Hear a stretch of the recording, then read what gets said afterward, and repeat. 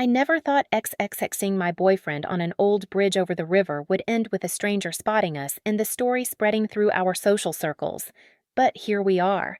I'm a 26-year-old graphic designer in Portland, and this is the story of how one night seeking romance and adventure in what we thought was a secluded spot turned into weeks of anxiety and gossip that tested our relationship and taught me hard lessons about privacy, vulnerability, and the importance of truly thinking through where and when you choose to be intimate. Max and I had been together for 9 months when this happened, and those 9 months had been honestly wonderful in most ways.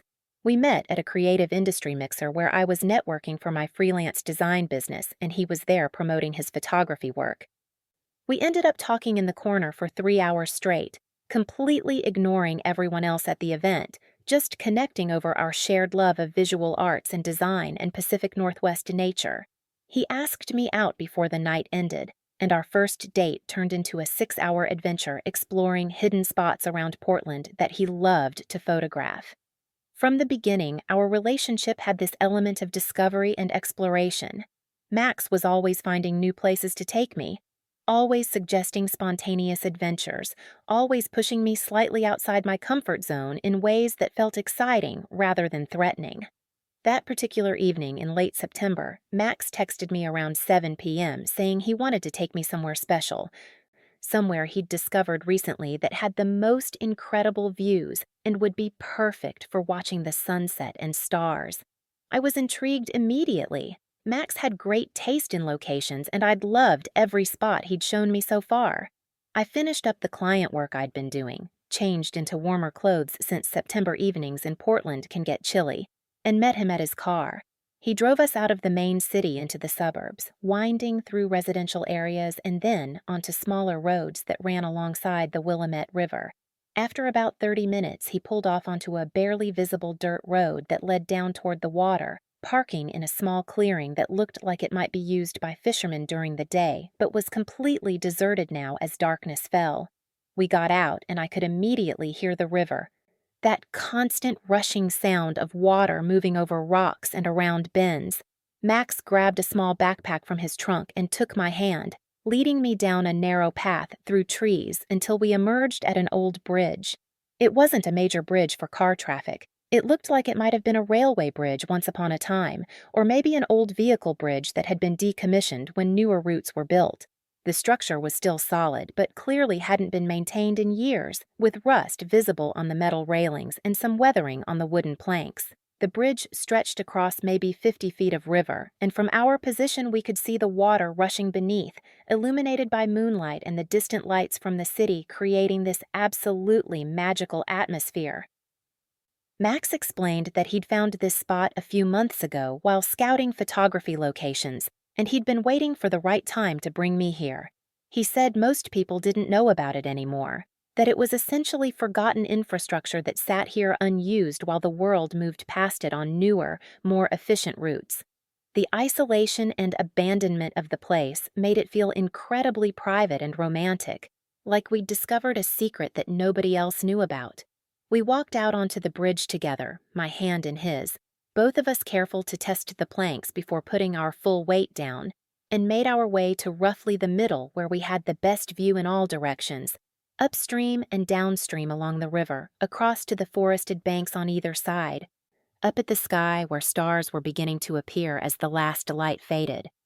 We stood there together for maybe 20 minutes just taking it all in, talking quietly about nothing in particular, work stress we were both dealing with, plans for the upcoming weekend, dreams about where we wanted to be in 5 years, the kind of intimate conversation that happens when you're alone with someone you love in a beautiful place.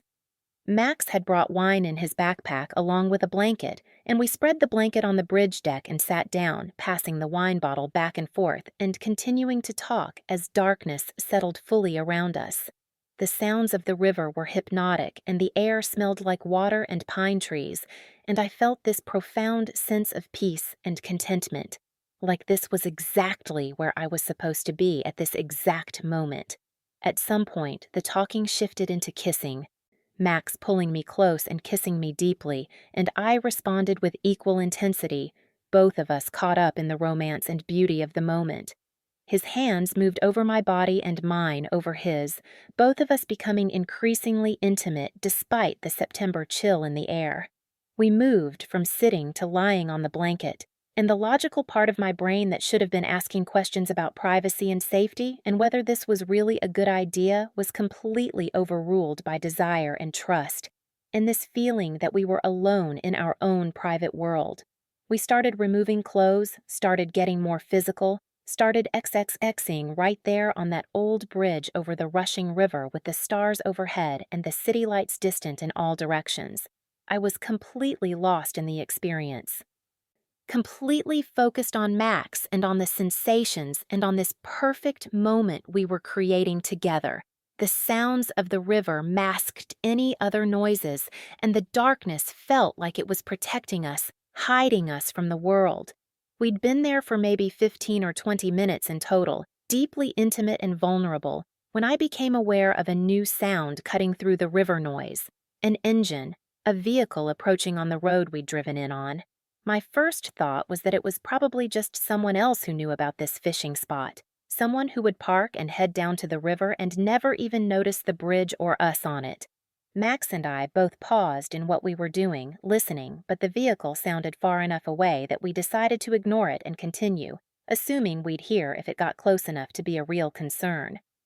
But the engine sounds didn't stay distant. They got louder and closer, and then I heard the distinct crunch of gravel and tires that meant a vehicle was pulling into the same clearing where Max had parked.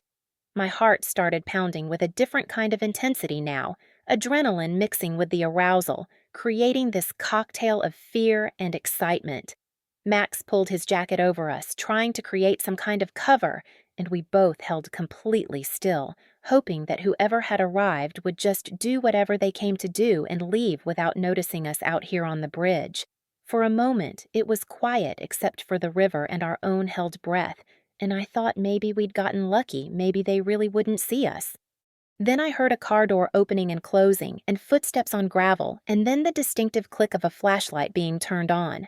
The beam swept across the clearing and then started moving toward the bridge, growing brighter as whoever held it walked closer to where we were lying, frozen on the deck. Through the gaps in the jacket covering us, I could see the light approaching, and I knew with absolute certainty that we were about to be discovered, that there was no way this person wouldn't see us when they got close enough. Max whispered that maybe we should just stay still and quiet and hope they'd think we were just sleeping or something innocent. But even as he said it, we both knew how ridiculous that was. We were clearly in a compromising position, partially undressed. Obviously not just innocently hanging out on this abandoned bridge. The footsteps stopped maybe 20 feet from us, and I heard a man's voice say, "Hello? Someone out there?" in a tone that was trying to sound friendly but had an edge of concern or maybe suspicion to it. Neither of us responded, both still clinging to the hope that somehow he might not actually see us, might just call out a few times and then leave. But then the flashlight beam hit us directly, illuminating the blanket and the jacket in our faces, and there was this moment of frozen silence where all three of us processed what was happening. I saw him clearly in that moment.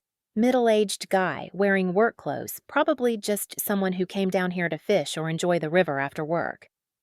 His expression went from neutral curiosity to shock and then to clear disapproval, his mouth actually forming a little O of surprise before settling into a frown. "Oh," he said, and that single syllable contained so much judgment and disappointment that I felt it physically, like a punch to my chest. "I don't think you folks should be doing that out here. This is kind of a public area, you know? Other people use this spot." His tone wasn't angry exactly, more like he was embarrassed for us, like he'd caught teenagers doing something stupid and was trying to explain why it was inappropriate. Max started to respond, started trying to explain or apologize or something, but the man had already turned away, shaking his head and walking back toward his vehicle. I heard him say something under his breath that I couldn't quite make out. But the tone was definitely disapproving, maybe even disgusted. We scrambled to get dressed as quickly as possible, fumbling with clothes and shoes, everything seeming to take 10 times longer than it should because our hands were shaking from adrenaline and embarrassment. I could hear the man's vehicle still running in the clearing, could imagine him sitting there in his car, probably on his phone telling someone about what he'd just seen, probably posting about it on social media or in some local forum. The thought made me feel sick to my stomach. We gathered up the blanket and wine bottle, shoving everything into Max's backpack without any care for organization, just desperate to get off this bridge and away from this situation as quickly as possible. The walk back to Max's car felt eternal, both of us moving as fast as we could without actually running, not speaking at all, just focused on escape. The man's vehicle was still there when we reached the clearing, and I felt his eyes on us as we got into Max's car, felt the weight of his judgment and disapproval even though I was deliberately not looking in his direction. Max started the engine and pulled out onto the road, and neither of us said anything for several minutes, both just processing what had happened and how thoroughly our romantic evening had been destroyed. Finally, Max tried to lighten the mood with a joke about at least providing that guy with an interesting story to tell, but I couldn't laugh, couldn't see any humor in the situation at all. I felt violated and exposed and stupid, angry at myself for agreeing to this, angry at Max for suggesting it, angry at the random man for showing up and catching us, even though rationally I knew it was his right to be there and we were the ones in the wrong. The drive back to my apartment was tense and mostly silent, both of us trapped in our own thoughts about what had happened and what it might mean. That night, I couldn't sleep, my mind running through increasingly anxious scenarios about what might happen next. What if the man had taken a photo or video? What if he posted about it online with enough identifying details that people we knew would figure out it was us? What if he'd gotten Max's license plate and reported us to police for public indecency? The rational part of my brain kept trying to tell me that probably nothing would happen, that he'd probably just go home and forget about it. But the anxious part was convinced this was going to become a much bigger problem. My fears weren't entirely unfounded, as it turned out. The next day, Max called to tell me that one of his photographer friends had sent him a screenshot from a local Portland forum where someone had posted about catching a couple getting it on at the old railway bridge, and did anyone know if that spot was still considered public property. The post didn't have photos or names, but Max's friend had immediately thought of him because everyone knew Max liked to scout unusual locations for photography. Max had denied it was us, but not convincingly, and his friend clearly didn't believe him. Over the next week, the story spread through our overlapping social circles in that way that gossip does, never quite explicit, but always present. At a party that weekend, someone made a joking comment about being careful where you have outdoor adventures, looking pointedly at Max and me while they said it. Friends would ask with knowing smiles if we'd been up to anything exciting lately. The local creative community in Portland is surprisingly small and interconnected, and it felt like everyone had either heard the story or heard rumors of the story, and most people had figured out or strongly suspected it was us. I stopped wanting to go out, stopped wanting to socialize, too paranoid about what people knew or thought they knew. The bridges I'd always loved photographing and walking across for their views suddenly made me anxious. I'd see them and immediately think about that night, about the man's disapproving face, about being caught and exposed.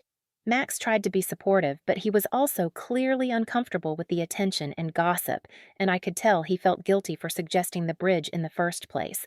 About a month after it happened, we finally had a real, deep conversation about what had occurred and why it had affected us both so much. Max admitted that his tendency toward spontaneity and adventure sometimes overrode his consideration of practical consequences, and that he hadn't really thought through the risks of the bridge location before taking me there. I acknowledged that I'd been so caught up in trusting him and enjoying the romance of the moment that I hadn't used my own judgment about whether it was truly safe and private. We talked about boundaries and communication and the difference between healthy adventure-seeking and reckless behavior, and we both committed to being more thoughtful and deliberate about the choices we made together going forward. The incident changed our relationship in some fundamental ways, mostly for the better once we got through the initial aftermath. We became much more deliberate about discussing activities before doing them, more honest about our comfort levels and concerns, more respectful of each other's boundaries and needs. Max learned to channel his spontaneity into safer directions, planning adventures that were exciting but didn't involve public exposure or legal risks. I learned to speak up when something felt wrong rather than just going along with it because I trusted the other person. Understanding that trust doesn't mean abandoning your own judgment. 6 months later, the acute embarrassment had mostly faded, though I still felt a twinge of discomfort when Bridges came up in conversation or when we'd drive past that particular spot. The gossip had died down as people moved on to newer, more interesting stories. Max and I were still together and in many ways stronger than before, having worked through a genuine crisis and come out the other side with better communication and deeper understanding of each other. Now, almost a year later, I can look back on that night with more perspective and less raw emotion. It was a mistake, yes, but it was also a learning experience that taught me important things about myself, about relationships, about the balance between spontaneity and wisdom, and about the very real consequences that can come from not thinking through where and when you choose to be intimate.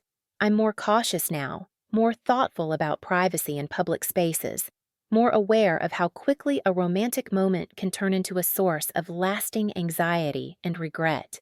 And those are lessons that will serve me well for the rest of my life, even if I wish I'd learned them in a less humiliating way.